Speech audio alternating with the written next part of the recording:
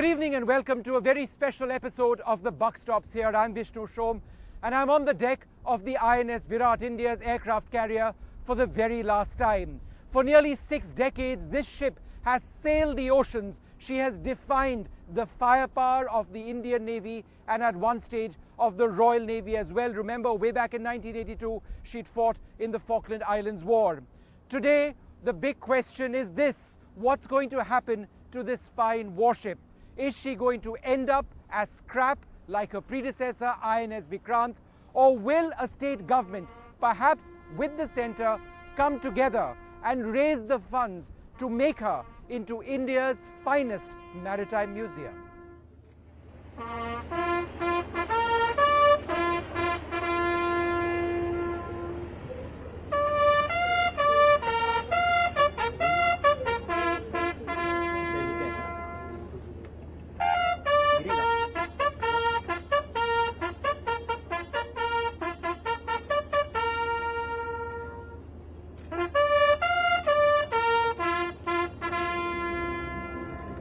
The flag coming down on the INS Virat for the very last time. Now this majestic warship, described as the cradle of Indian naval aviation, stares at a sad future. The ship means a lot to me, having served on board as the commander or the second in command in 96-97, which is a mother of all jobs in the Navy. I have very happy memories of my year I spent on board.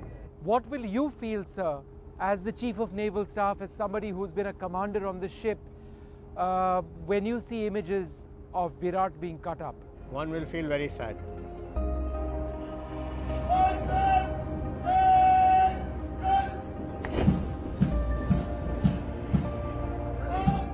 With no one willing to pay to convert her into a maritime museum, she will be broken up, her parts sold for scrap, a tragic end for a warship that symbolized India's ambitions to become a naval superpower.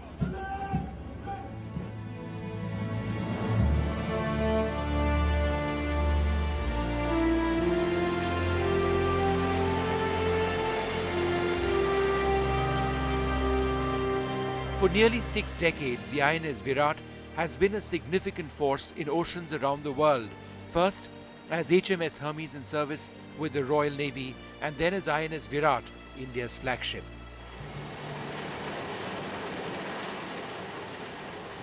Today on board the ship, 21 of 22 of the Virat's former commanders are among a host of former Virat officers who have come to say one final goodbye. This was their home for months every year.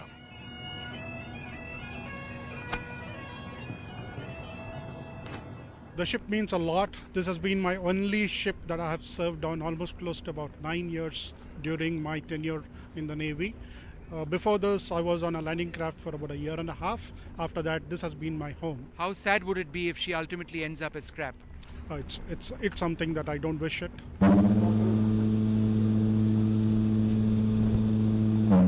Others who were part of the crew of the ship when she sailed home from the UK for the first time way back in 1986 say they cannot believe this day has arrived.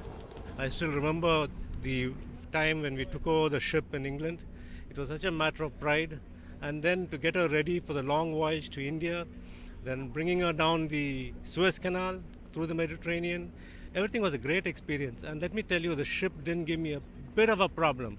Straight from Plymouth to Mumbai, we came down here, and beautiful sailing. Everything was perfect. I feel very happy that the ship has come such a long way, and very sad that one day we got to, decommission her.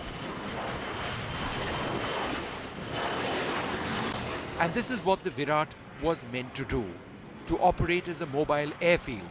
She embarked Sea Harrier fighters that could take off vertically or off what is called the ski jump at the front of the ship. Difficult to maintain and difficult to fly, the Sea Harriers nonetheless gave the Navy what it called integral air, the ability to intercept incoming fighter and maritime reconnaissance aircraft before such aircraft could target an Indian fleet out at sea. I think all of us who have served on this ship, this grand old lady, mother as we call her, will like her legacy to be preserved, not only for the Navy, but also to the nation, to inspire the generations to come. It's a very difficult decision, I do realize. The Ministry of Defence is seized of it. They are looking at it. Some state governments, I believe, had expressed an interest to take it. But at the same time, to maintain her, to manage her is a challenge. I am sure the decision which will get taken will be the right one. But if the decision is taken not to preserve her as a museum, we should give her a graceful exit very soon and not let it linger on as what happened with Vikrant, which we had all seen.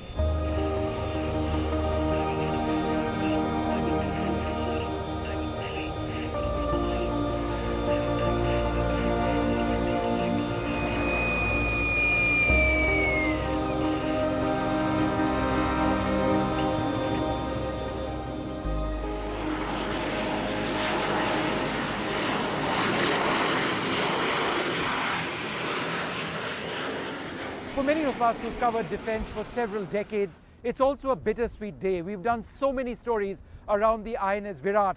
I had a very unique privilege several years back in being the only Indian journalist to have flown on a Sea Harrier fighter right off the deck of this aircraft carrier. The INS Viraat has been the cradle of Indian aviation for so many decades, and it's extremely sad to see her going.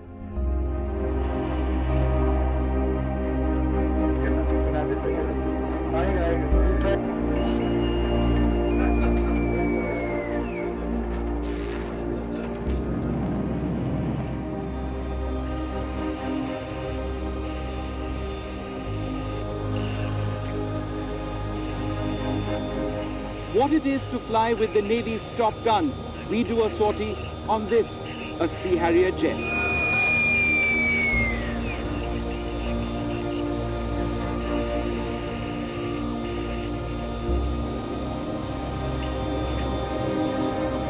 Before you close the canopy, okay?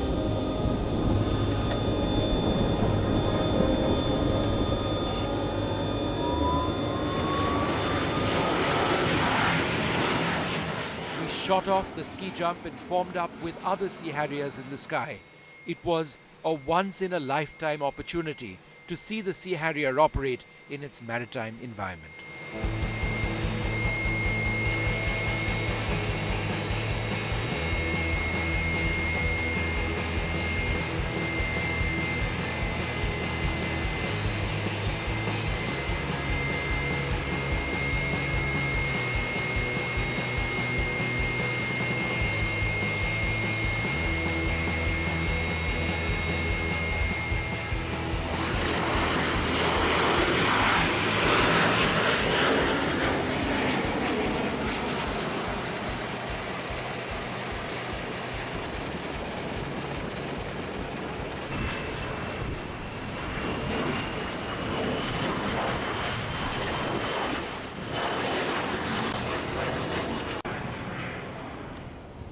Back on the deck, Captain SPS Chima spoke to me about the ship.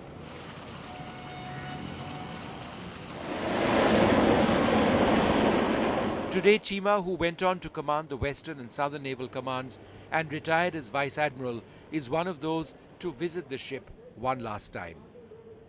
5 captains or commanders who served on board the Virat went on to become Navy chiefs. 20 officers who served on board went on to become Vice Admirals. 18 became Rear Admirals. Serving on board the ship was a stepping stone towards taking on the most important operational positions in the Navy. The Virat was quite clearly the most prized asset of the Indian Navy. Virat is the centerpiece of Indian Navy's main battle array. One could say that she is the true embodiment of our Navy's blue water capability. She's got a very rich soul. The ship has to be, when you sailed on it, Yes. you've flown on it, so you know what it is. And she's a delight. She's absolutely a delight. And if I can say, if I were to be given an option of doing any other appointment back in my tenure, I think I would pick up command of the aircraft carrier. You wouldn't have wanted this day ever to have come. That's right, Vishnu. It is a sad day, but for those of us who served on board this great ship, it is also a day of pride as the Navy acknowledges the service that she has put in over the last 30 years. It's a wonderful ship, and we have indeed been privileged to command her.